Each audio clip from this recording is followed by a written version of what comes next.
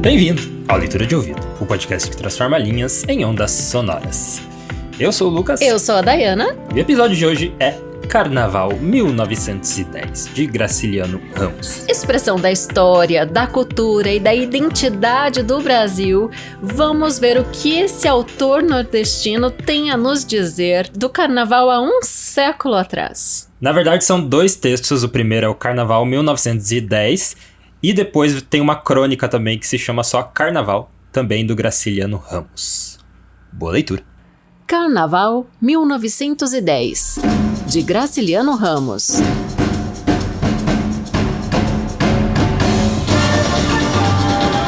Em 3 dias bem desagradáveis, sujeitos precavidos fechavam-se, olhavam suspeitos à rua, mas isto não os livraria de pesares. Se distraíam, inundavam nos jatos d'água suja. Iam mudar a roupa furiosos. Avizinhavam-se depois das janelas, atentos aos moleques armados de bisnagas enormes de bambu. Além desses inimigos, havia os indivíduos que traziam em mochilas pacotes de alvaiade, zarcão, ocre, tintas de todas as cores com que se pintavam os transeuntes. Um doutor verboso declamava discursos irados nas esquinas, referia-se aos selvagens, aos tupinambás. Ninguém lhe dava importância e a zanga esfriava. Bem, agora, molhado, não valia a pena recolher-se.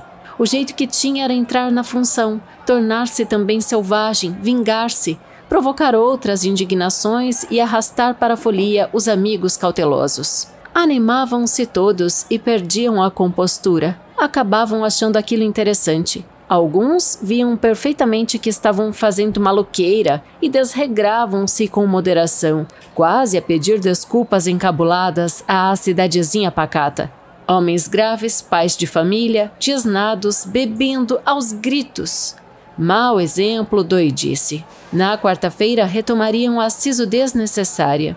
Cadeiras nas calçadas, meninas sérias e bicudas reprovando os excessos, sacudindo com espanto e enjoo as cabeças, onde se arrumavam papelotes.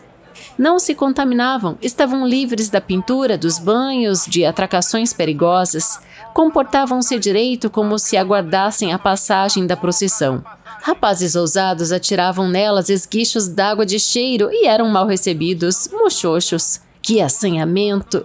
Nada de confiança. Brincadeira com moça findava na igreja ou rendia a pancada. Os desejos não se escondiam sob nuvens de confete, não se amarravam com serpentinas, não se excitavam com éter. Ainda se desconhecia o automóvel. A gente escassa pesunhava nas barrocas de calçamento ruim, equilibrava-se nas calçadas pontudas. As negras se haviam tingido com papel vermelho molhado e andavam tesas para não desmanchar os enfeites do pichain branco de fiapos. De longe em longe desfilavam parafusos, tipos envoltos em numerosas anáguas que se iam encurtando. As de cima, perto do pescoço, eram camisa de crianças. Esses espantalhos andavam inchados por dentro e por fora, pacholas, cobertos de renda engomada. Papangus vagabundos enrolavam-se em sacos de estopa, sujos, as caras escondidas em fronhas, as mãos calçadas em meias. Bobos de máscaras horríveis se esforçavam por aterrorizar os meninos, gingavam, falavam rouco e fanhoso. Você me conhece? Se não conseguiam disfarçar-se, recebiam vaia e ficavam arreliados. O índio de penacho e tanga era personagem obrigatória e silenciosa. Passava o cordão, levantando poeira, causando entusiasmo. Um frevo decente em redor da porta-bandeira. Repetiam-se cantigas de 10 anos sem nenhuma alteração, muito bem ensaiadas. As figuras marchavam na disciplina. O homem da maromba conduzia o bando, importante. Papai velho exibia vaidoso a cabeleira de algodão e as longas barbas de espanador. O morcego na frente fazia piruetas, agitando as asas de guarda-chuva. Mascarados solitários produziam hilaridade com pilhérias antigas e ditos grosseiros, inconvenientes. Outros, reunidos, formavam as críticas, motivo de receios e alarmas. Alusões a notáveis acontecimentos do lugar, comentários a fatos melindrosos e particulares, mexericos tolos, sem graça nenhuma. Criavam-se inimigos. E às vezes se liquidavam contas velhas. Um cidadão espiava o morcego e o parafuso de longe. 2 ou 3 embuçados musculosos entravam-lhe em casa, batiam-no a cacete. Berros, súplicas, sangue, apitos sumiam-se na festa. Ninguém sabia de onde vinham as pauladas e era bom evitar opiniões. No ano seguinte, as críticas seriam menos ofensivas. Cultura política, ano 1, número 1, Rio de Janeiro, março de 1941.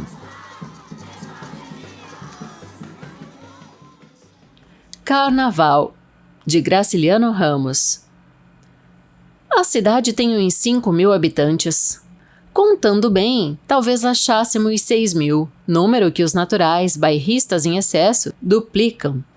Há um cinema silencioso onde as fitas se quebram durante longas horas, sem risco para os frequentadores atentos aos dramas em série.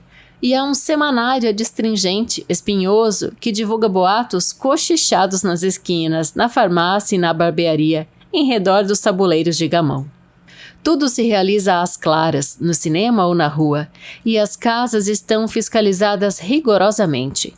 Qualquer derrapagem medíocre, sorriso considerado impróprio, suspiro ou afoiteza de opinião determina comentários, zangas, críticas acerbas, equívocos. Faz 30 anos que Santa Reverentíssima profere ao púlpito, com ligeiras variantes, o mesmo sermão, ataque feroz ao mundo, à carne e ao diabo, férteis em tentações não especificadas. Prudente, Santa Reverentíssima impugna o exterior do mal. Acusou as primeiras mulheres que vestiam calças e montaram a cavalo de frente, escanchadas como os homens. Mas este indício de perdição vulgarizou-se rapidamente. Os cilhões e o costume de cavalgar de banda caíram em desprestígio. E o vigário passou a denunciar outras manhas dos inimigos da alma. Agrediu as saias curtas das moças e os braços descobertos. Ante a resistência foi inexorável. Esbaforiu-se e enrouqueceu depois da missa. Usou argumentos rijos e, no batismo, afastou da pia as madrinhas não inteiramente agasalhadas. Recusou desculpas, triunfou. Idoso e de óculos, enxerga sem dificuldade os colos expostos e julga que alguns centímetros de pele nua ocasionam prejuízo sério à cristã. Na campanha mais enérgica do reverendo contra o carnaval, um aliado considerável rendeu-se, o hebdomadário noticioso e austero, que entrou na folia para não desgostar os assinantes. O vigário compreendeu que perdia terreno e contemporizou. Admitiu a festa pagã, limitando-se a condenar exageros que nunca existiram. O lugar é morigerado. Os homens nascem oportunamente, casam oportunamente, morrem oportunamente. E entre essas ocorrências comportam-se direito, mais ou menos direito, e examinam as vidas alheias, achando sempre nelas motivo para desagrado, o que muito influi na purificação do ambiente. Efetua-se o carnaval com decência, com ordem. Famílias reúnem-se na praça em magotes limpos de misturas perniciosas. Notam-se várias categorias. A senhora do prefeito e a senhora do médico presidem. Sentam-se à porta do bar e oferecem cadeiras à representação feminina dos engenheiros da estrada de ferro. Será verdade que, depois de tantos estudos, a estrada de ferro vai chegar? Juntam-se ao grupo a gente do promotor e a do juiz. Conversas, amabilidades, escolha rigorosa de palavras para que as engenheiras hóspedas não formem conceito mal da terra. Provavelmente não formam. Tudo no largo está bonito e animado. Andam ali negociantes, funcionários, artífices, indivíduos que não pertencem a nenhuma corporação, outros que se ingerem subrepticiamente em diversas. Pilhérias velhas se repetem, provocam hilaridade. O escrivão da coletoria tem uma graça. É apenas escrivão da coletoria, no serviço ninguém dá nada por ele, mas de domingo a terça-feira gorda cai na farra e não há quem o vença. Por isso tem prerrogativas, é geralmente aceito. Desfilam cordões, aproximam-se bandeiras em comprimentos e as cantigas do ano passado aperfeiçoaram-se. Abrem-se garrafas de cerveja. Em coretos enfeitados com bandeirinhas, 2 charangas tocam em desafio, capricham nos sambas e nas marchas. A iluminação pública melhorou, as lâmpadas mortiças cochilam, mas estão numerosas. Se apagassem de repente, como às vezes acontece, haveria uma confusão. A prefeita, alarmada, suspende a conversa, olha os rapazes do comércio que gingam e dançam misturando seus cordões, alguns caixeiros viajantes tipo viciados, com certeza, mulheres duvidosas. Que diriam as engenheiras se as luzes se extinguissem? Felizmente, a usina elétrica se esforça. Vê-se, através das grades, o maquinista mexendo zeloso naqueles ferrinhos. Parece que o motor aguenta. A cidade não tem razão para se envergonhar. O largo vai se enchendo. Na vizinhança crescem os rumores de um frevo honesto. Antigamente não era assim. Marmanjos de saco a tiracolo, armados de enormes bisnagas, molhavam as pessoas, jogavam-lhes punhados de ocre e vermelhão. Agora estamos civilizados, bastante civilizados. Consertaram-se todos os automóveis, meia dúzia deles arrastando serpentinas, buzinando pelas ruas, transporta risos, a alegria indispensável. Não é só meia dúzia, passam 3 ou 4 desconhecidos. Vieram carros de outros municípios, sinal de que temos um carnaval excelente, o melhor destas redondezas. Desperdício de gasolina. Os negociantes resmungam. Papel cortado, rasgado, pisado, roupas desnecessárias. O ano vindouro, muitos daqueles trajes coloridos estarão imprestáveis. Ora, sim, senhores. O ajudante da farmácia despejou 5 lança-perfumes na filha do telegrafista. Onde ele foi buscar dinheiro para dar banho de éter numa sirigaita? Hã? Na gaveta do patrão, é claro. O instrutor do tiro bebe cerveja e namora uma professora do grupo escolar. Bem, esse pode consumir lança-perfume e cerveja. Não manipula em botica nem compra fiado. Está certo. A prefeita se aborrece também. Aquela agarração da menina do telegrafista com o ajudante da farmácia é um escândalo. A sonsa que vive na igreja, confessando-se, comungando, perde os estribos e dá a mostra péssima da localidade. Bom que o vigário amanhã se intere do fato. Haverá no domingo um sermão terrível. A professorinha avança, mas com jeito. E essa é de fora, educada em princípios diferentes. A cidade, tradicionalista, acomoda-se aos hábitos modernos. Acomoda-se, pois não. É o que diz muitas vezes o promotor, homem de leitura e poesia. Acomoda-se devagar. Nada de choques, perturbações. A prefeita admira e teme certas liberdades, ora boas, ora ruins. Quer explicar-se, usa circunlóquios e atrapalha-se. A senhora não acha? Perfeitamente, concorda a engenheira, sem adivinhar a intenção da outra. Pois é, esse caso da filha do telegrafista, por exemplo, destoa. Uma sujeitinha nascida na roça, criada na fé, sem emprego, tola como o peru novo, pode tomar o freio nos dentes, desembestar? Com franqueza, não pode. Sim, senhora, destoa. O fonfonar dos automóveis une-se aos roncos do trombone e aos gritos da flauta. A prefeita cerra os ouvidos, olha um rancho de maracatus, retira do pensamento a mocinha do grupo escolar e a filha do telegrafista. Estamos longe disso, graças a Deus.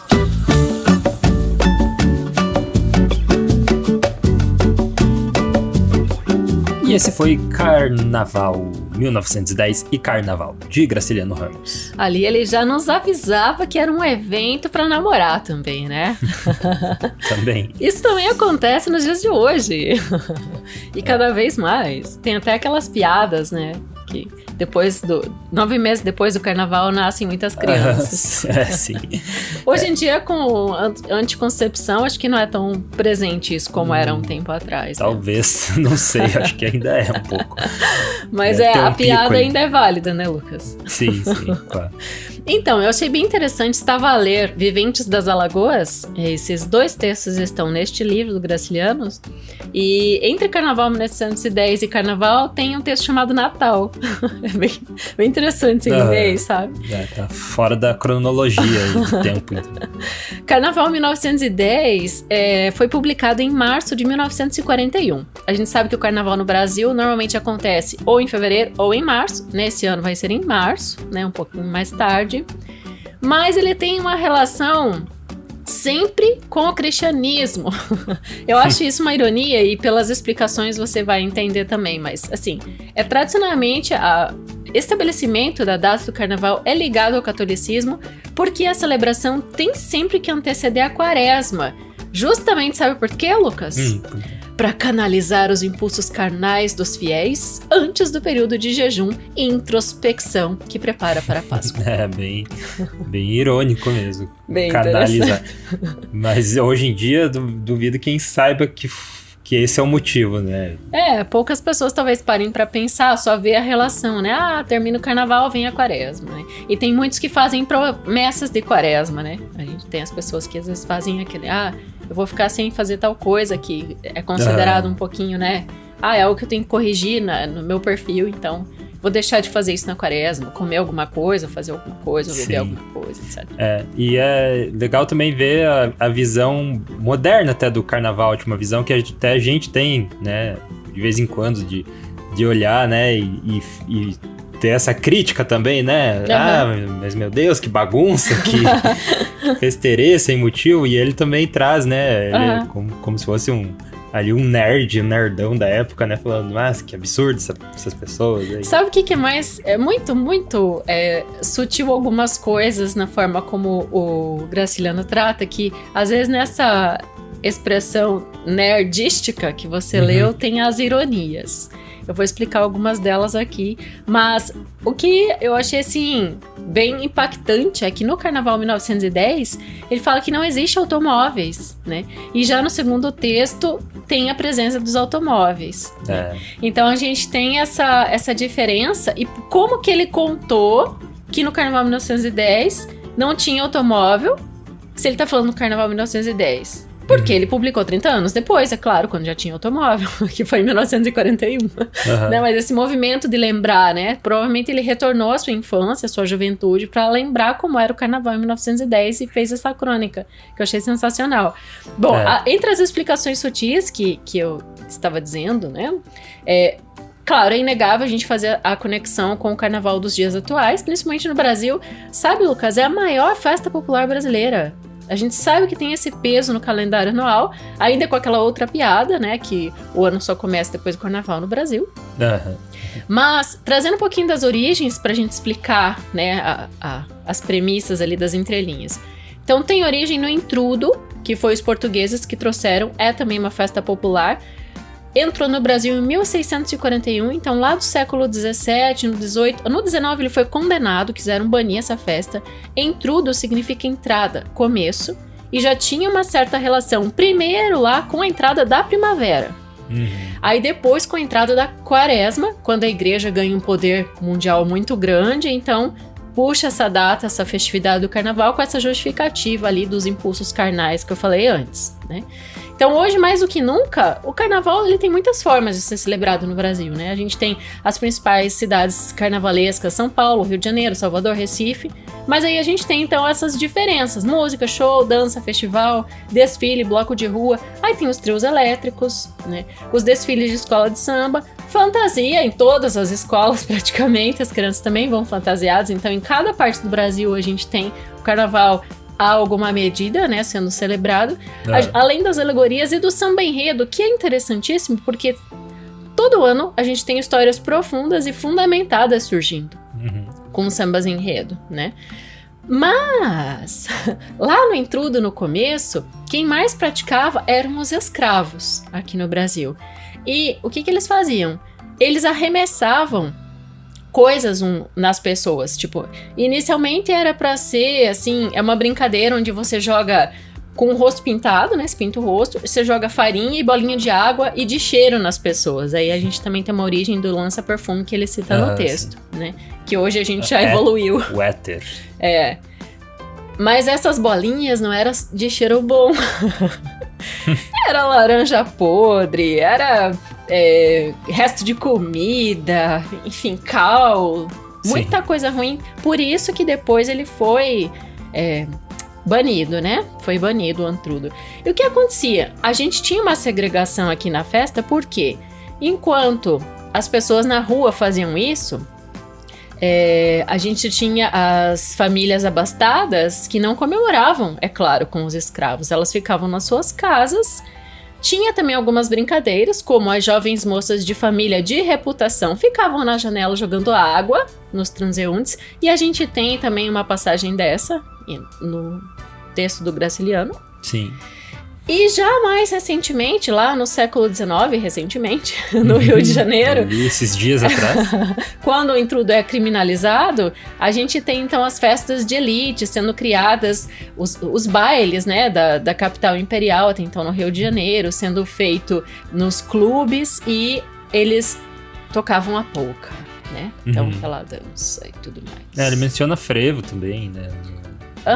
Que hoje o frevo é Recife, é Pernambuco, Olinda, né? É frevo lá, realmente o carnaval lá é frevo, é sinônimo, né? Uma palavra da outra. Sim.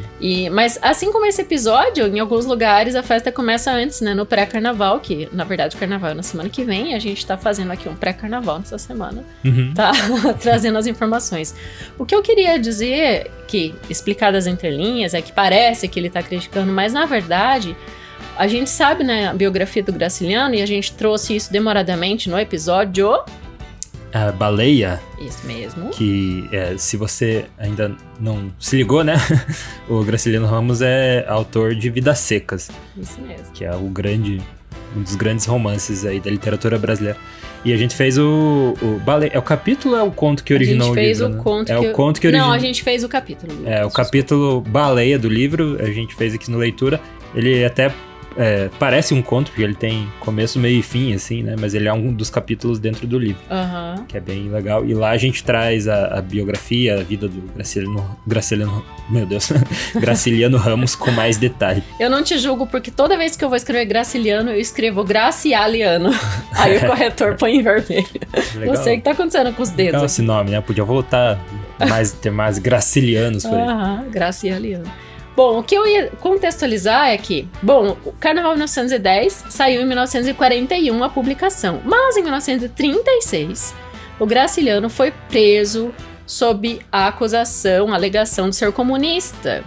Então, a essa época, né, a gente estava em polvorosas questões políticas no Brasil, e Getúlio Vargas manda prender Graciliano Ramos, né? Por quê?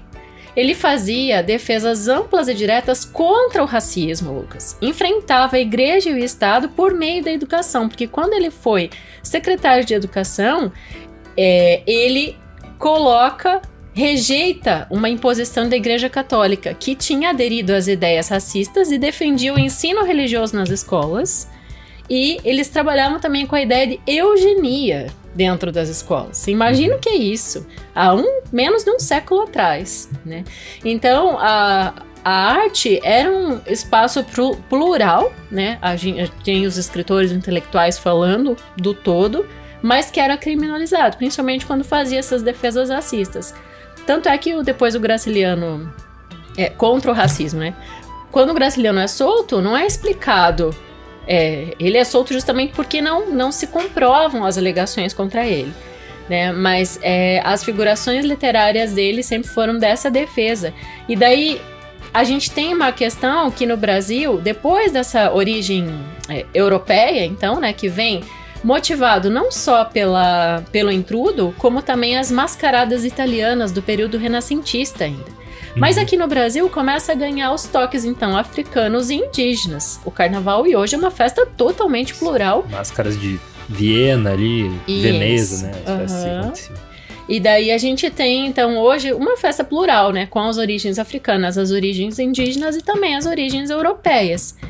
E aqui, nessa imposição de educação eugênica, toda essa questão, segregação racial, para preservar as gerações futuras. Então, é uma balela absurda, né, que era dito, que era falado, e separando as pessoas também nessa forma de comemorar, como eu acabei de explanar aqui, né. E Graciliano passa por diversas prisões, em Maceió, em Recife, até que ele depois fixa a residência no Rio de Janeiro. Mas toda essa ironia, então, que eu quero trazer aqui, né? Porque a gente tem hoje uma festa com uma manifestação gigantesca, e aqui era necessário ele demonstrar isso também. E quando ele coloca isso no texto, se você ouvir de novo, prestar atenção no teor do texto, quando ele fala, né, das classes populares, né, da fantasia de índio, né, ele cita isso também no texto. É tudo isso que ele tá querendo dizer, assim, tipo, dando na cara mesmo, sabe?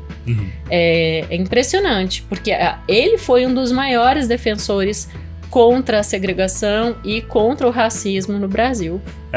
Eu até fiquei curioso para saber como é que era o carnaval de 1910, daí pesquisei fotos no Google e ele fala até de uma hora ali do texto de pele exposta, algo assim, né? E as mulheres todas com um vestido longo, assim, daí que a pele exposta é tipo o tornozelo, o braço e tal. O pescoço e o tornozelo apareciam. Então, se você tá curioso para saber visualmente como é que parece esse carnaval aí que ele narrou nos textos, é legal pesquisar fotos dessa época de carnaval que... Embora eu acho que as crônicas dele ficam mais no âmbito do carnaval de rua, ele não se trata dos bailes, né, que provavelmente é essa pele exposta. Não, é o carnaval de rua mesmo, esses da avenida, assim. Então você já consegue encontrar fotos, daí até depois dos automóveis enfeitados e tal, cheio de gente em cima. Assim. Bem interessante. Muito bem. E se você quer ser um dos apoiadores do Leitura de Ouvido, há duas formas de você fazer isso. Uma delas é pela chave Pix, leituradeouvido@gmail.com, e a outra é entrando em apoia.se/leitura de ouvido. Essas são as duas únicas formas de a gente financiar o podcast, que na verdade é uma forma só, né, de financiamento coletivo. Então, se você quer se tornar um dos nossos apoiadores e receber 2 recompensas por isso, esses 2 jeitos de você fazer. E as recompensas, uma delas é entrar nos nossos créditos finais do podcast, e a outra você recebe os estudos aprofundados das obras que a gente traz toda semana no podcast. Então, toda sexta-feira vai pro e-mail dos nossos apoiadores um estudo da obra, junto com a arte de capa e uma mensagem personalizada aqui da gente do Leitura de Ouvido. Beleza? E os nossos apoiadores são eles: Agnaldo Ângelo Silveira Rebouças, Alberto Alpiri, Ancle Lima, Ana Cláudia Chaguri Lopes, Augusto Marques Ramos, Bruna Foltz Coutinho, Bruno Guedes com o Grupo Danco, Cláudia Lube, Cristiana Castanho Ferraz, Eduarda Quartim, Elane Vieira Ferreira, Ellen Carvalho, Evandro Benck, Fabiana Maria Landiva, Felipe Cronato, Isabel Araújo Alves, Jaqueline Conte, Karine Pacheco, Lina Soares, Lucas Pereira, Lucas Vieira, Luciana Botelho Pacheco, Luiz Fernando Garcia, Marco Aurélio Marques de Queiroz, Marcos Vinícius, Maria José de Oliveira Lima Félix, Marilu Lourenço Rosas, Mari Lúcia Terezinha Rossoni, Maristela Prado, Matheus Trim, Matheus Simão Brum, Miriam Zelmi Cartes, Mônica Tocarnia, Paulo José Pereira de Rezende, Pedro Coimbra Machado Valente, Roberto Hiromi Sonoda, Sandra Cavalcante, Sérgio Ores Rico da Luz, Silvana Silva, Vinícius Bochenin Lima, Zenilda Ribeiro da Silva. Obrigado aí, apoiadores do Leitura de Ouvido. Mais uma vez, para nos apoiar é só entrar em apoia.se/leitura de ouvido ou mandar um pix para a chave leituradeouvido@gmail.com. É isso aí, bom carnaval e a gente se vê na próxima leitura. Direção e narração, Dayana Pasquim. Edição, artes de capa e trilha sonora de abertura, de Lucas Piasecki. Produção, Roca Studios. Avalie no Spotify e na Apple Podcasts. Siga para não perder os próximos episódios. Inscreva-se em youtube.com/leitura de ouvido. Siga no Instagram Leitura de Ouvido. Fale com a gente no leituradeouvido@gmail.com. E a gente te vê na próxima leitura.